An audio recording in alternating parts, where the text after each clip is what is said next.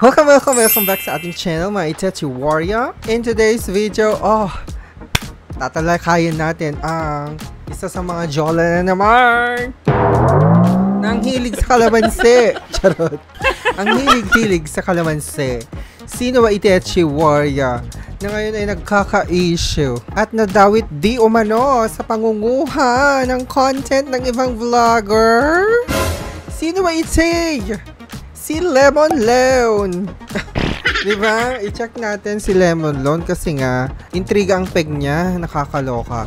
So, i-check natin ang kanyang pagkakakilala kasi I believe, hindi pa natin siya nare-review. O, diba? O baka naman, pasadahan natin kung sino ba ito yung si Lemon Loan, Safe and Fast Loan daw. So, under siya ni Flash Cash 101 Lending Corporation. So, bago tayo mag-start, o baka naman, please subscribe to my channel and click the notification bell para every time na magkakaroon tayo mag-ganitachuang mga video kayong unang matatalsikan. Pakak! O, di ba, taray? So, ayun, chinek-check ko na sa SEC, sa website, kung registered ba itachuang si Lemon Loan. Oo nga, registered siya, pero wala siya sa CIC. Hindi siya accredited ng CIC, mga tita. So, SEC lang siya, chumuchorva. Alright. Bakit daw si Lemon Loan siya? Check nga. Lemon Loan is a legal. Legal ha. Pero, nangunguha ng content. Ginagamit yung mukha ng isang vlogger.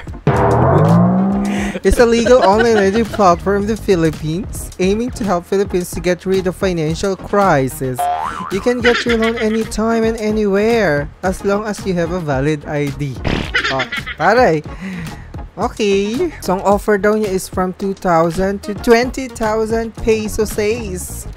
Ang long term tita is 91 days to 365 days. Interest rate niya is 20% per year.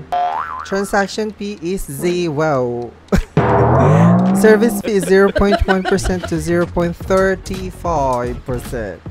Alright. Check natin. Ano bang eksena bells niya? Check natin ang kanyang reviews. Sabi dito, ng isang mga nag-review, 1 star, service charge is too high.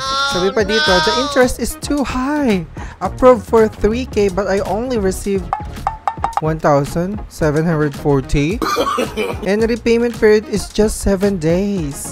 I thought it would help me but it's not. Sabi pa dito, scam. Ang bilis tumubo ng penalty, 360 per day. Ha? 360 per day samantalang di pa tapos yung araw. Makukulit pa yung collection agent nila. Tinatad-tad ako ng text messages. Nangaharas. Alright, sabi pa ng isang reviewer dito, wag po kayong maniwala sa Lemon Loan na ito. Shark loan po ito. Nakabayad ako kaninang 5 PM. Until now, they still pestering to remind me of my obligations, which is nag-offer pa nga sila ng another reloan, which is I rejected. Due date mo ngayon pero grabing text na ang na-receive ko, mga bastos. Sabi niya ganyan. Kaloka. So, check natin. Oy, may focusing on ano daw? Okay. So, ito yung mga permissions na gusto nilang i-access di umano. So, installed application information, files, media, and photos, SMS, phone number, MIMA, ang dami, mobile device data, ang dami, contacts, camera, usage and update status of installed apps. Uy, alam, dami naman nila kinukuha. Ha? Maximum loan amount naging 300,000 pesos na? Ha? Paano nangyari to? Sabi dun sa about this app nila, 20,000 lang. Pero bakit 300,000 na? Agad-agad? Okay, tapos may sinasabi, view my loan limit daw. Taray.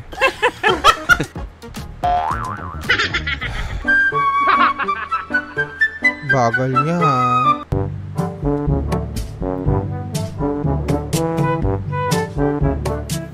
Uy, Lemon Loan, ang bagal mo. Jutang na. Charot.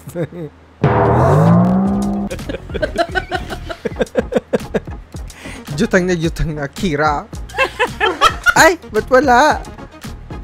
Ulitin natin. Ngi! Ay, eto na. Mabagelya lang. Sabi niya, we need to access your mobile device. Ay, sino yon? May tumatawag. May tumatawag, Mima. Sino ite? May spam. Sino ite?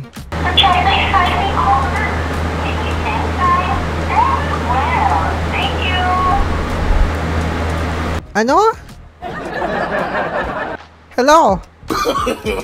No. Hello, sino to? Tita, scammer yun. Ola. Oh, feeling ko Ola yun. Okay, anyways, balikan natin. We need to access your mobile device data for us to be able to prevent daw. Detect and investigate actual or suspected crime? Taray. And analyzing and managing commercial risks. Ano ite? Mobile device data? Okay, allow Lemon Loan to make and manage phone calls. Don't allow. Okay, so ito yung mga kinukuha nilang impormasyon, oh. Highest educational attainment, email address, Facebook. Oh no! Do optional siya. Pero bakit lagi na nandito yung Facebook, tita? Payment method, current address, detailed address daw. Naglo-loading na naman. Ilalagay ko lang yung impormasyon eh. Loading, biglang loading. Ano ba to? Loan. Ano na? Atang scam ah. Mga Mima, ang bagal na. No. Ito na, payment method. Payment method, hindi pa disbursement method muna. Agad-agad, payment method. Hindi pa nga na-approve, may payment method na. Ano ite? Lemon Loan. Okay. Second step.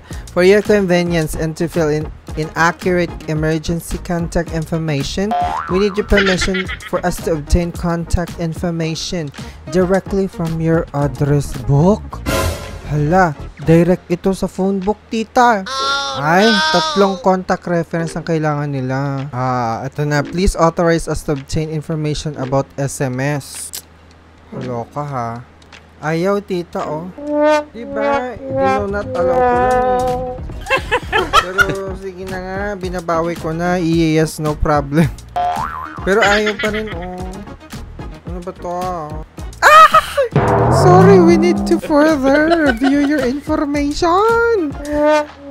In order to offer you the best credit loan amount, we need to conduct some necessary examinations.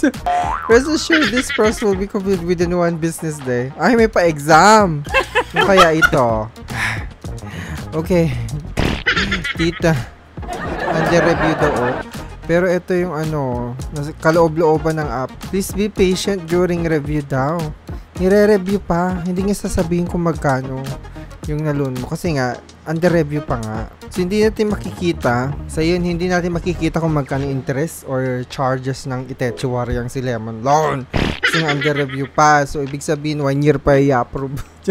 1 year pa mag-aantay ng approval, mga Mima. Nakakaloka.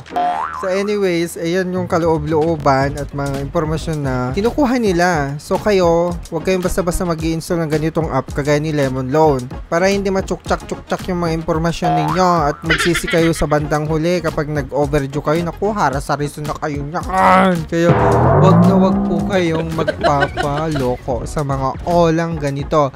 Yung mga abusadong piliin nyo lang kung saan kayo jujutang. Dun kayo sa mga legit lamang, te. Wag dito sa mga pa-jola-jola. Kung pa 7 days. Kunwari mataas ang inyong maloloan pero kinembular pala. Kapag na-approve ko na 2,000, 3,000 lang pala. 7 days lang pala. O di bantar. Kaya mag-iingat kayo. And of course, be a responsible jutangera kung jujutang man kayo sa mga legit. Okay, maraming salamat.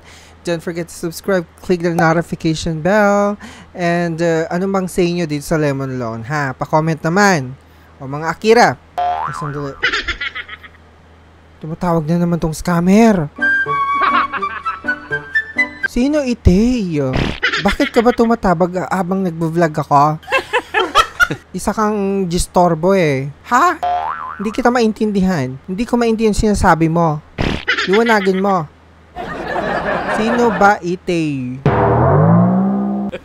Ay no, wala. Hindi sumasagot. Scammer nga. Bye!